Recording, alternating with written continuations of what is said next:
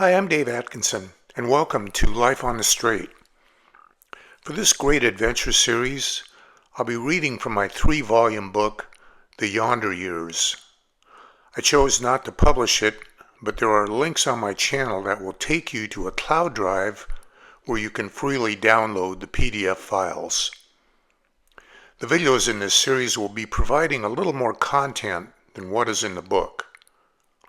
We're now in the third section titled Stuck in a Holding Pattern.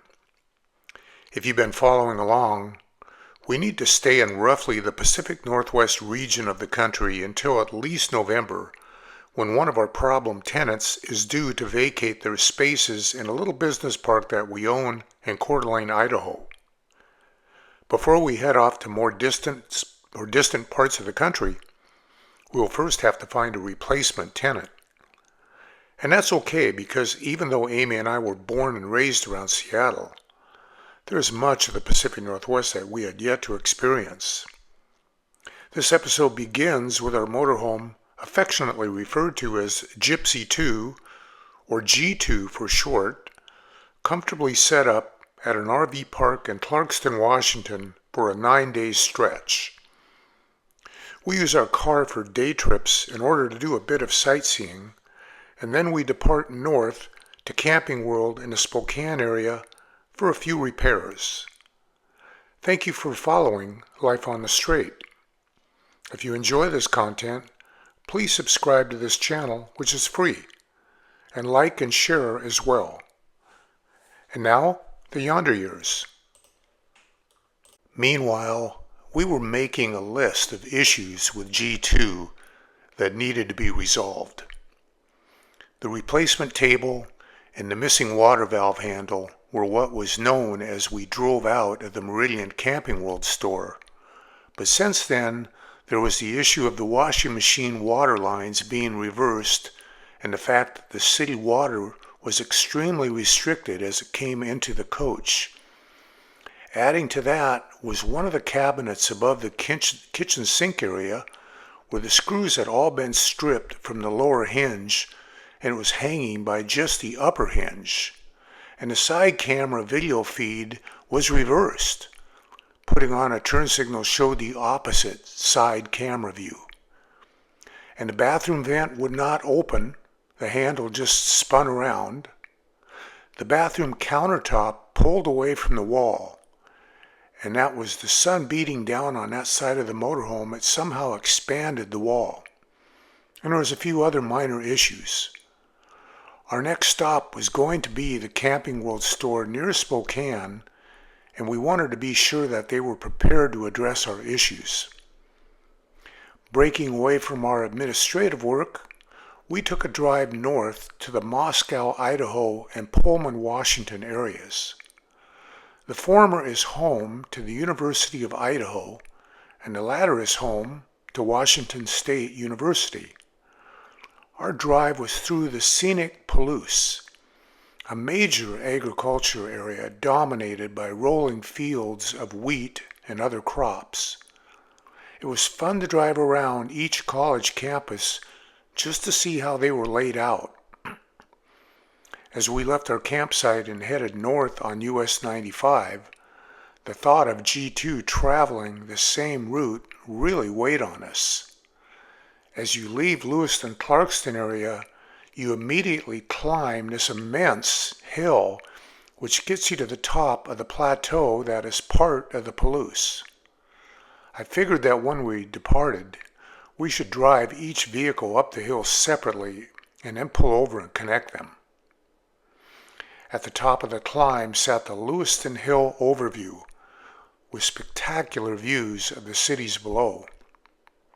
That was also where you could get onto the old spiral highway, which makes its way down the mountainside in a seemingly never-ending series of switchbacks. There are several big, beautiful homes tucked into the hillside on the way down. It exits into State Route 128, which is a short hop from the Red Wolf Crossing Bridge that ended next to our RV park. We spent another day traveling west to the little town of Pomeroy. We didn't do much other than take a few photos. On the way home, we trusted our car's navigation system to loop us back into Clarkston. Little did we know that much of the road would be gravel. We passed the Peola Pioneer Cemetery, a very small and old-looking place nestled in between a few trees. If you ever wanted to be buried in a place where nobody will ever find you, this was the place. The surrounding countryside was beautiful, with rolling hills consisting mostly of fields with strips of trees here and there standing out like islands. By the time we returned, our car was coated in dirt. And fortunately, the RV park allowed us to wash our car. Our biggest journey out of the Lewiston-Clarkston area was a 90-mile trip south to the little city of Joseph, Oregon. One couldn't have asked for a more scenic day, both the route and the destination. The roads took us through some desolate countryside, but we eventually descended into a fertile valley when we reached the town of Enterprise, and then it was just a short drive to Joseph. The town of Joseph is very much tourist-oriented, with several restaurants and gift shops and with sculptures and statues scattered throughout the town's sidewalks. It is just north of the Wallowa Lake, where we visited the Nez Perce National Historic Park. We paid our respects at the old Chief Joseph gravesite. It was interesting in that visitors left little tributes around his gravesite, such as pennies, bottle caps, ribbons, beads, and bird feathers. At the far south end of the lake was the Wallowa Lake Tramway. Gondola cars on a continuous loop begin at an elevation of 4,450 feet and travel over 3.5 miles until they reach the top of Mount Howard at 8,150 feet, where there is a little deli-type restaurant and seating. There are also 2.5 miles of trails, and I believe we walked them all. Mount Howard offered that top-of-the-world feel as we gazed to the north at the flat farmland and the more desolate earth stretching to the horizon. The squirrels and chipmunks were everywhere we looked, and were all appreciative of any food that people gave them. The sign said not to feed them, but nearly everybody was. After working up an appetite, we stopped at Ember Brewhouse in Joseph for a late lunch, and they had excellent food and drink, and then headed back to G2.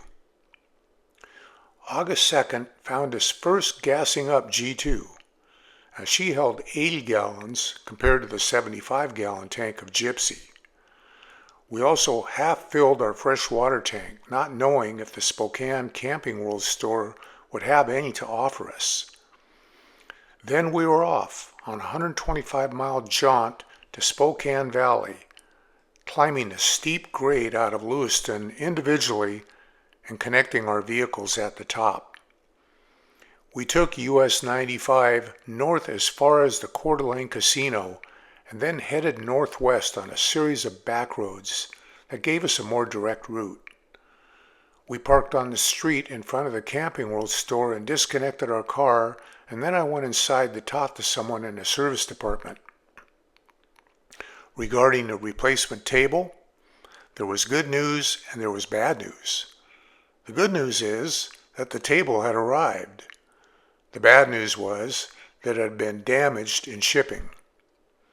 The part that was damaged was on the opposite side of the wing with a scratch in it, so the workers were going to see if they could salvage the good parts from both tables and come away with one good table.